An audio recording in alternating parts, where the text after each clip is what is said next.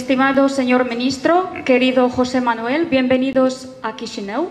Este într-o mare măsură o vizită istorică, ori din 2008 este prima vizită a unui ministru de externe spaniol la Chișinău.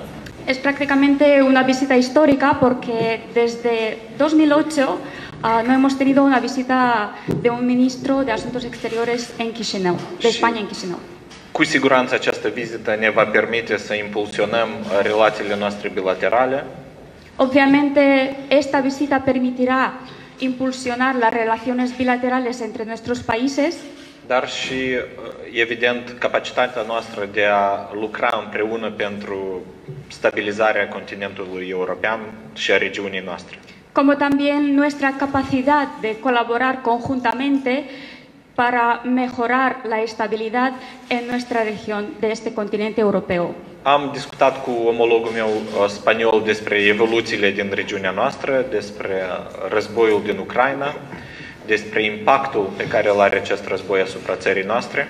He discutido con mi homólogo español sobre las evoluciones de seguridad de esta región, sobre el mayor impacto que ha tenido esta guerra de Ucrania, sobre la crisis humanitaria, Despre criza umanitară cauzată de acest război și despre valurile de refugiați care au fost forțați să plece din casele lor și să se regăsească sau să tranziteze teritoriul Republicii Moldova.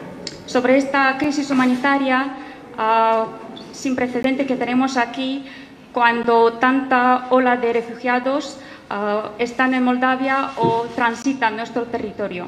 În acest context am reiterat sprijinul ferm al Republicii Moldova pentru suveranitatea și integritatea teritorială a Ucrainei. En este contexto hemos expresado firmemente la condena y también el apoyo de la integridad y la soberanía del territorio de Ucrania.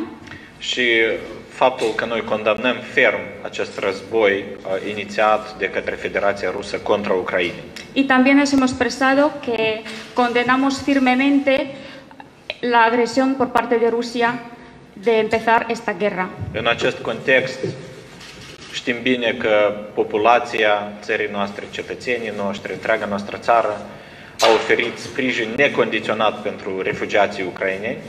En este contexto sabemos que nuestra población, nuestra gente ha ofrecido su apoyo desinteresado a los refugiados ucranianos. Peste 300.000 de refugiați din Ucraina au intrat în Republica Moldova și actualmente aproximativ 100.000 de refugiați continuă să se afle pe teritoriul țării noastre. Más de 300.000 refugiados han entrado en nuestro territorio y ahora actualmente aquí en este territorio se hallan un poco más de 100.000 refugiados. Este o cifră foarte mare, ea reprezintă aproximativ aproape 4% din populația țării noastre. Es un número muy elevado, representa aproximadamente un 4% de nuestra población. Și evident această situație creează mai multe complicații pentru țara noastră și eventual pentru regiune per ansamblu. Y obviamente esta situación crea diferentes problemas tanto en nuestro país como también en la región. În același timp am reușit să asigurăm o gestionare calmă și demnă a acestui val de refugiați și în ultimele zile, lent, dar numărul refugiaților continuă să scadă. Y también mencionar que al mismo tiempo hemos logrado tratar esta situación con calma y con bastante responsabilidad y también hemos notado que últimamente el número de refugiados se ha estabilizado y ha bajado. Acest lucru se datorează inclusiv solidarității statelor membre ai Uniunii Europene în preluarea acelor refugiați care vor să intre în Uniunea Europeană. Esto también se debe al hecho de que una parte de estos refugiados son acogidos por otros Estados miembros de la Unión Europea. Și știți bine că în ultimele zile am discutat cu mai multe state membre ai Uniunii Europene și astăzi cu colegii noștri din Spania modalitățile cele mai bune de a asigura realocarea refugiaților. Y sabéis muy bien que últimamente, en los últimos días, hemos discutido con diferentes Estados miembros de la Unión Europea y también hoy con los compañeros de España para ver diferentes posibilidades de reubicar a estos refugiados. În pofida situației regionale care rămâne dramatică și tragică, oricum, Republica Moldova continuă să implementeze reforme și să dezvolte parteneriatele pe care le avem cu state importante pentru țara noastră. Aún teniendo toda esta situación dramática y trágica que enfrentamos hoy en día, la República de Moldavia continúa desarrollando proyectos con diferentes Estados miembros de la Unión Europea. Și în acest sens am discutat cu domnul ministru inclusiv atât relația bilaterală cât și parteneriatul pe care și aspirațiile europene ale țării noastre. Y en este sentido he discutido con el señor ministro tanto las aspiraciones como nuestro desarrollo europeo del país. Am menționat că Republica Moldova sigur dorește să adere la Uniunea Europeană, dar noi vedem acest proces prin prisma consolidării democrației și a proceselor de reforme din Republica Moldova. He mencionado y he reiterado el interés de la República de Moldavia y el deseo de adherir a la Unión Europea, pero esto también se puede ver a través de la consolidación de la democracia y de todas las reformas dentro del país. Și l-am asigurat pe domnul ministru că procesul de reforme din țara noastră continuă. Republica Moldova este un stat european, cu o societate europeană, istorie europeană. Le he asegurado al señor ministro que las reformas continúan en nuestro país, que la voluntad es europea y todo lo que se hace es europeo.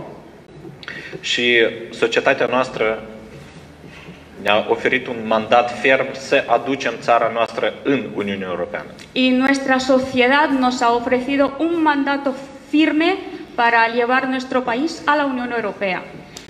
Pentru asta avem nevoie de reforme continue și aici mizăm în parteneriatul nostru cu Spania pe noi proiecte care ne-ar permite să consolidăm guvernarea din Republica Moldova în mai multe domenii. Para esto es necesario realizar reformas y en este sentido contamos muchísimo con el apoyo y la colaboración de España también para desarrollar diferentes proyectos de cooperación. Inclusiv în domenii precum justiția, lupta cu corupția, lupta cu crima organizată. Inclusive en dominios como son el legal, el combate de la crimen organizada, el combate de la corrupción. Dezvoltarea infrastructurii, consolidarea securității energetice a țării noastre. El desarrollo de la infraestructura, la consolidación energética de nuestro país. Pentru că obiectivul nostru este să devenim un stat european în absolut fiecare domeniu de guvernare. Porque nuestro objetivo es de llegar a un nivel europeo, de la Unión Europea, en cada uno de los sectores de gobierno de nuestro país. Am discutat și despre intensificarea relațiilor economice. Comerțul dintre țările noastre constituie aproximativ 150 de milioane de euro pe an. Hemos discutido también el desarrollo económico entre nuestros países. El intercambio financiero económico entre nuestros países representa unos 150 millones de euros anuales. Vom căuta modalități pentru a mări această cifră. Vamos a encontrar, a buscar diferentes oportunidades para aumentar estos números. Republica Moldova va continua transformarea țării noastre într-un loc atractiv pentru investitori și prin această prismă sperăm să avem noi parteneriate și cu Spania. La República de Moldavia continuará desarrollando la base para que haya más inversores en el país. En este sentido, contamos muchísimo que haya más inversores por parte de España aquí. Tradițional știți bine că țara noastră are o diasporă foarte mare și una dintre cele mai mari comunități ai cetățenilor Republicii Moldova trăiește în Spania. Tradicionalmente, la República de Moldavia cuenta con una diáspora enorme en todos sus países y en España es una de las más grandes, más elevadas. Și interesul nostru este să facilităm condițiile de aflare în Spania pentru concetățenii noștri. Y por supuesto que entre nuestros intereses se halía también el hecho de desarrollar, de mejorar las condiciones de vida allí de nuestros connacionales. inclusiv prin progresarea spre semnarea unor noi acorduri, inclusiv în domeniul protecției sociale și conversiunea permiselor de conducere. Inclusive tras fomentar la firma de diferentes acuerdos entre nuestros países, entre los que está el reconocimiento del seguro social y también de la conversión de los carnés de conducir para ellos. Pentru a progresa spre un astfel de acord pe permisele de conducere, am convenit să configurăm un serviciu web, o interconectare pentru efectuarea schimbului de informații privind permisele de conducere în mod automat între autoritățile țărilor noastre.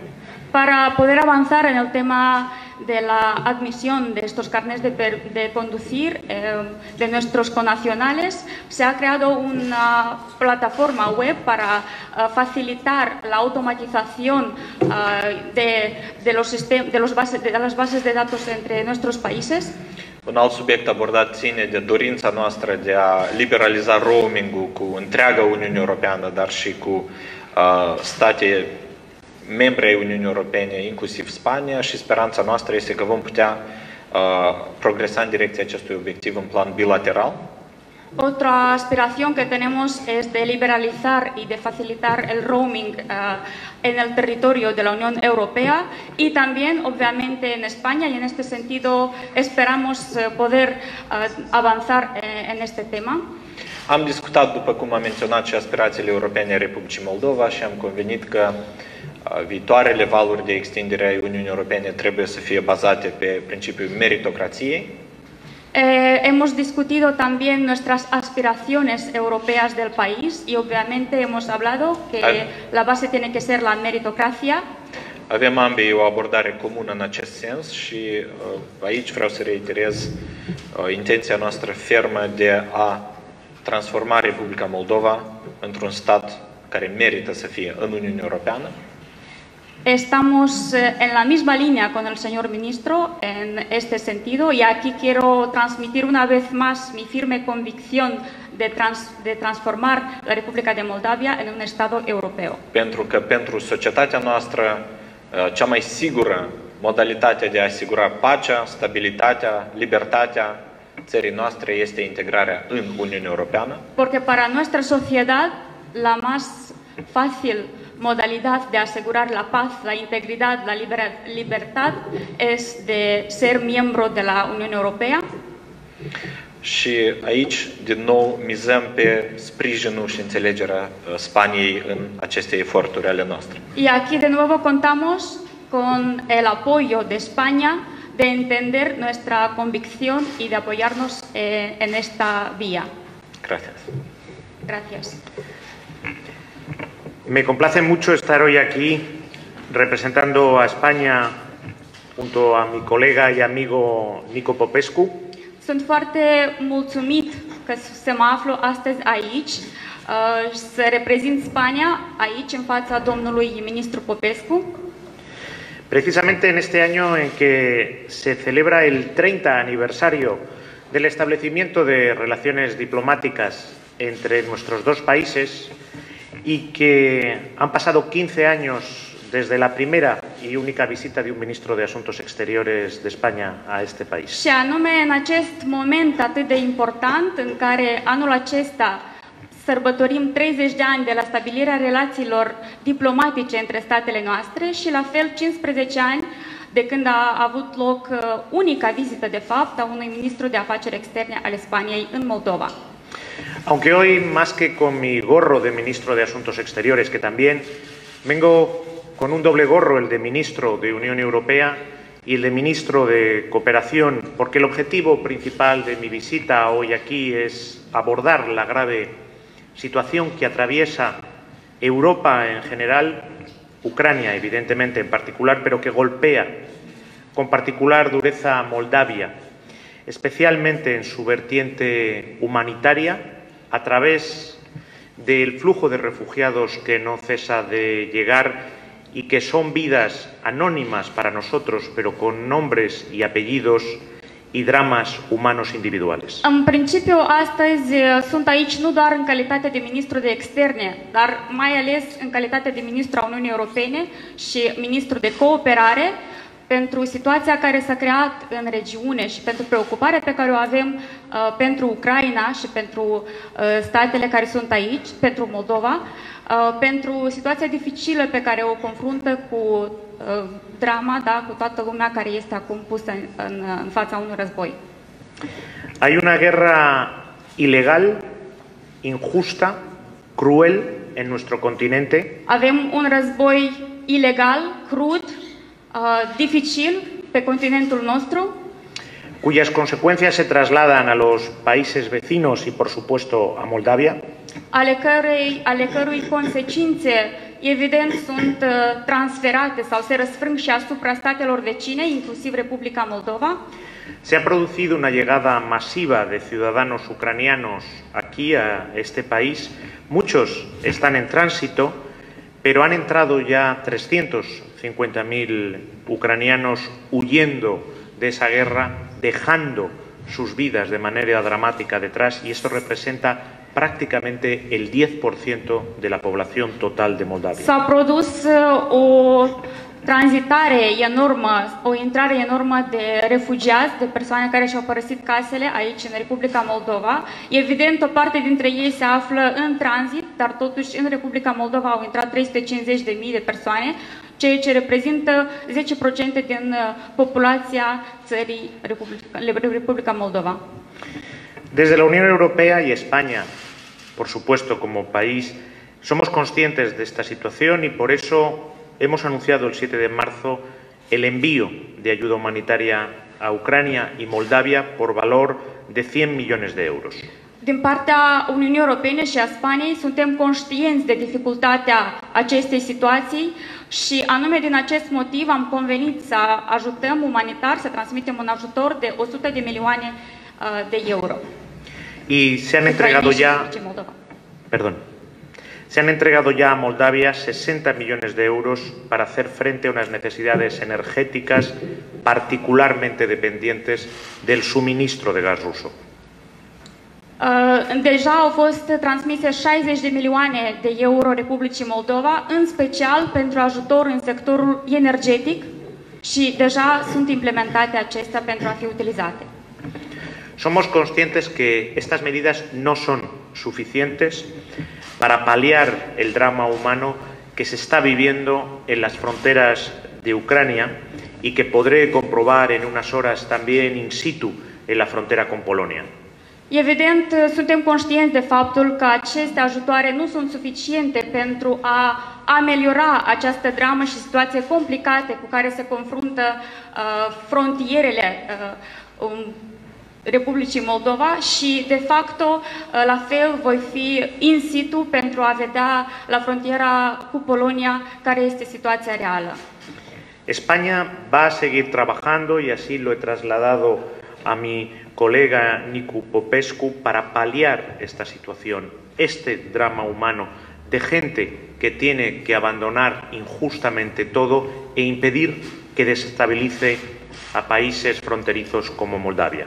Spania va continua să colaboreze pentru a ajuta această situație dificilă și în special această dramă cu care se confruntă atât de multe persoane care au fost forțate să-și lase casele lor și să se vadă la frontierele altor state. La Agencia Española de Cooperación, que depende del ministerio que dirijo, está liderando un esfuerzo sin precedentes de asistencia humanitaria en la cooperación española. Agenția de cooperare, care de fapt este sub icita ministerul pe care îl conduc, depune un efort imens în aceste momente pentru a ameliora și pentru a coopera în această situație. Se está traduciendo en más de 30 toneladas de ayuda que ya están en camino. Si todo va bien, estarán llegando este fin de semana aquí a Moldovia con material para atender a los refugiados. Sunt la moment pregătite mai mult de 30 de tone de ajutor umanitar care în acest sfârșit de săptămână vor ajunge în Republica Moldova. He puesto también a disposición de las autoridades moldavas, y así se lo he trasladado al ministro Nicu Popescu, el hospital de campaña de la Agencia Española de Cooperación, que llegará en breve en cuanto que las formalidades necesarias se hayan resuelto. La fel am dispus domnului ministru din partea autorităților noastre un ajutor medical viand care va fi dispus aici zilele următoare pentru a putea ajuta refugiații din țară. También hemos activado y estamos apoyando a las organizaciones internacionales humanitarias con experiencia sobre el terreno como ACNUR, la Cruz Roja, ONGs españolas que están ya presentes en este país, como es el caso de Acción contra el Hambre, para inmediatamente venir en ayuda y asistencia del gobierno de Moldavia y de los refugiados que se encuentran aquí. De asemenea, am activat mai multe asociații și ONG-uri de profil din Spania care să vină să ajute aici, așa cum este Crucea Roșie sau altele. Și, de fapt, deja avem aici Acțiuni sin Hambre, deci acțiune fără foamete, care deja este pe loc pentru a oferi primul ajutor refugiaților. Y también he trasladado al ministro Popescu que puede contar con la solidaridad española para acoger a refugiados de esta terrible crisis en los 3 centros de Barcelona, Madrid y Alicante. Am transmis la fel disponibilitatea mea din partea statului de a primi refugiații de aici, ca ei să fie transferați în Spania, în 3 centre, en Madrid, en Barcelona y en Alicante.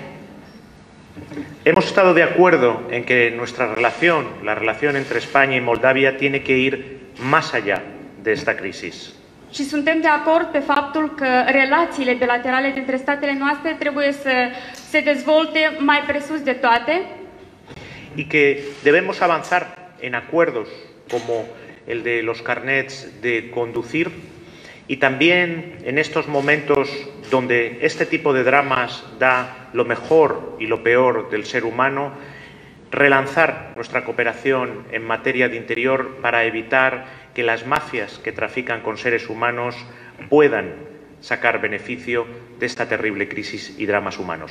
Am vorbit despre acel acord referitor la permisele de conducere, dar este foarte important și colaborarea noastră pe teme ale Ministerului de Interior, mai ales în această situație atât de dificilă, să evităm unele posibile manipulări din partea unor persoane pentru a abuza de situație cu traficul de ființe umane.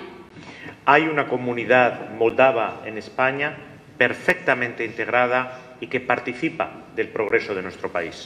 În Spania avem parte de o comunitate de moldoveni care este perfect integrată în societatea spaniolă. Pero la prioridad ahora, evidentemente, es trabajar unidos para asegurar la paz en Ucrania, la estabilidad en Moldavia, la paz y la estabilidad en Europa. Dar toate eforturile noastre acum trebuie să fie bazate și să se concentreze pentru a ajuta la stabilirea păcii în Ucraina, pentru a stabiliza situația din Uniunea Europeană și pe continentul european, evident. Y Moldavia, querido Nicu, debe de saber que no está sola, que cuenta con el apoyo de España y de la Unión Europea. Și Moldova, dragă Nicu, trebuie să știe că contează la momentul de față pe sprijinul Spaniei, nu este singură în această situație, contează cu sprijinul Spaniei și cu sprijinul Uniunii Europene pentru a face față situației. Defenderemos juntos los principios de la soberanía y de la integridad territorial. Vom apăra împreună principiile suveranității și a integrității teritoriale. Defenderemos juntos que cada Estado tiene el derecho a decidir libremente su política interior y su política exterior. Vom apăra împreună faptul că fiecare stat își poate apăra singur ce politici să aibă pe interior și pe exterior.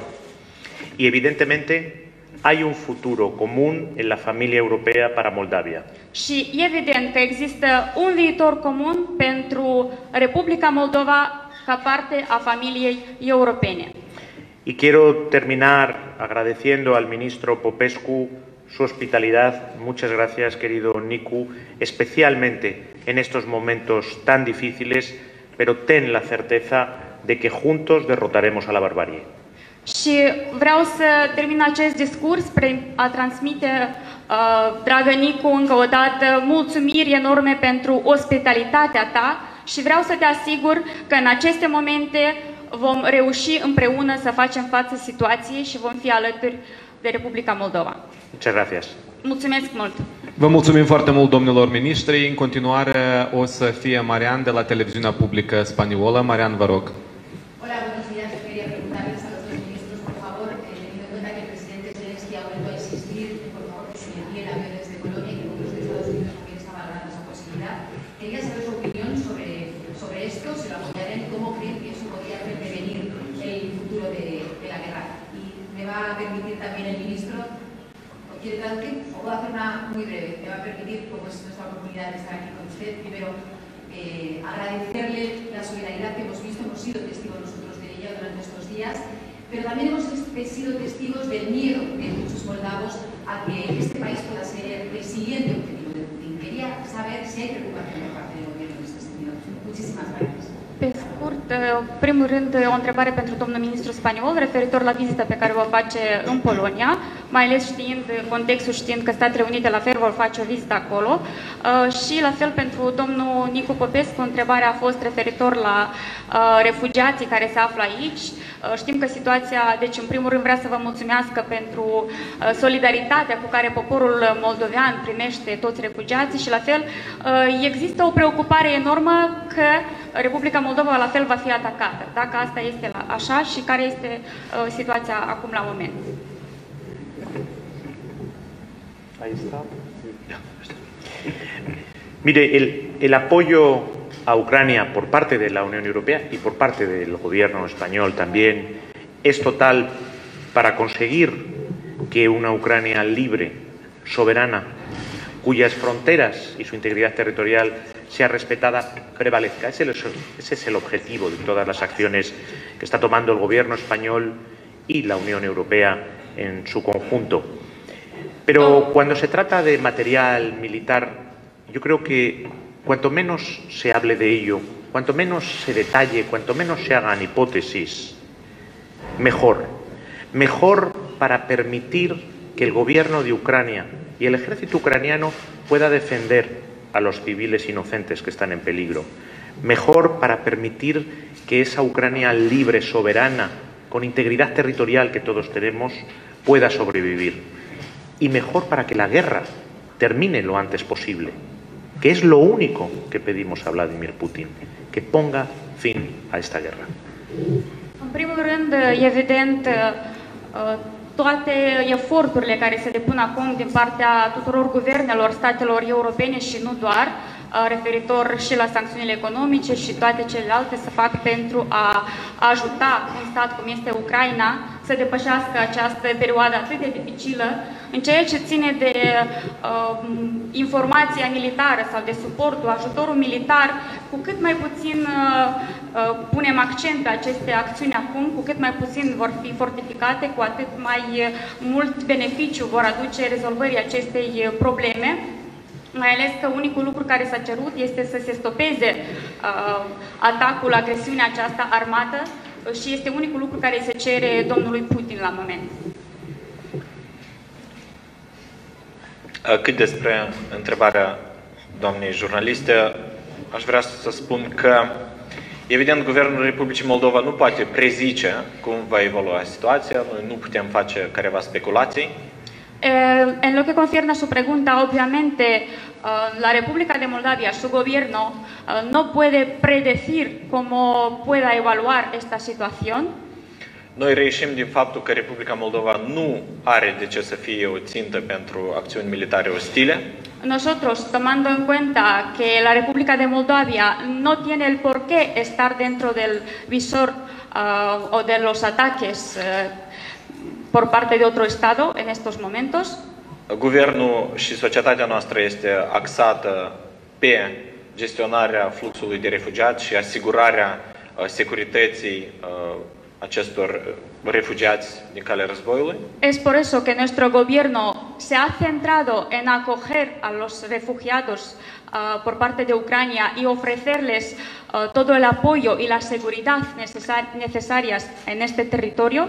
Obiectivul nostru fundamental este asigurarea păcii, stabilității și a calmului în Republica Moldova. Nuestro objetivo más importante es de asegurar la paz, la seguridad y la estabilidad en este país. Dar obligația oricărui guvern este să se asigure de calcularea și planificarea pentru întregul spectru de scenarii posibile și imposibile. Pero obviamente cualquier gobierno se prepara también para diferentes perspectivas, escenarios y posibilidades que puedan ocurrir dentro del territorio del país.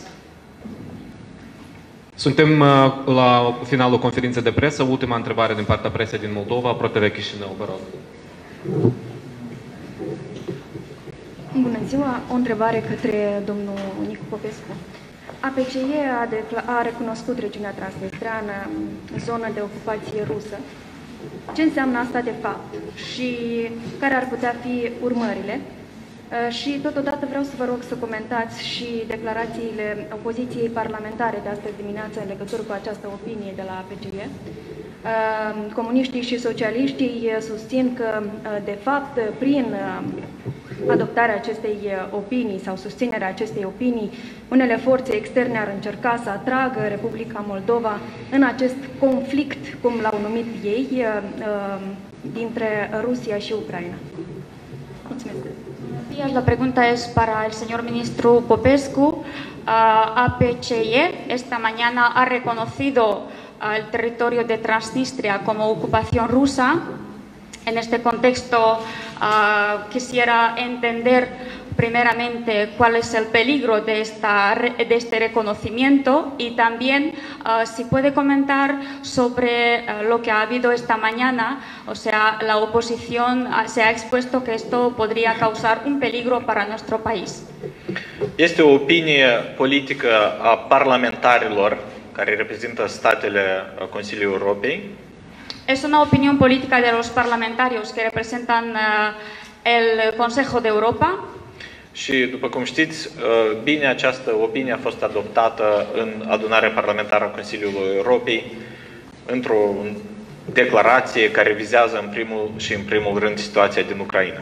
Y como bien sabe, esta opinión ha sido adoptada dentro de una reunión del Consejo de Europa en una declaración. Din partea executivului Republicii Moldova pot reitera faptul că Republica Moldova va continua să caute soluții pentru reintegrarea țării.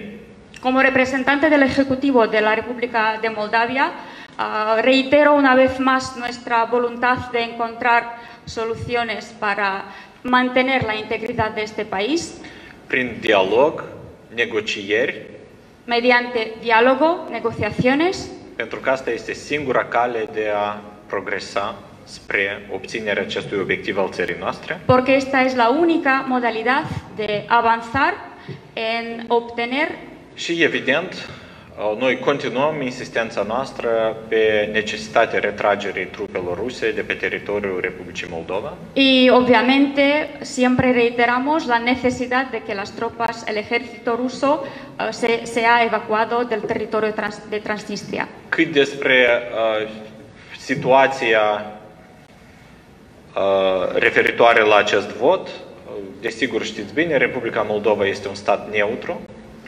Obviamente también referente a la situación con este voto, nuestro país es un país neutro. Neutralitatea noastră presupune că noi nu participăm la acțiuni militare a unor state sau de partea unor state. El estatuto de neutralidad de nuestro país significa que como país no vamos a participar en ningún tipo de actuación militar. În același timp, neutralitatea nu presupune indiferență pentru refugiați. Al mismo tiempo, la neutralidad no supone una indiferencia frente a los refugiados. Neutralitatea presupune respectul și apelurile la necesitatea respectării dreptului internațional. La neutralidad supone el respeto del derecho internacional. Statul nostru are nevoie de un cadru legislativ internațional care este respectat.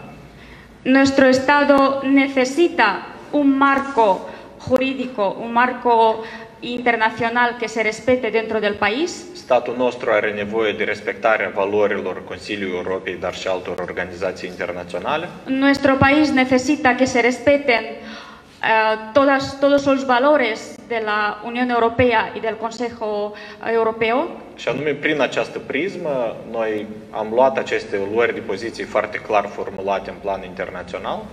Y especialmente tomando en cuenta todo esto, hemos expresado nuestra posición de condamnare a războiului inițiat de către Federația Rusă contra Ucrainei. tras la que hemos condenado la agresión por parte de Rusia a Ucrania.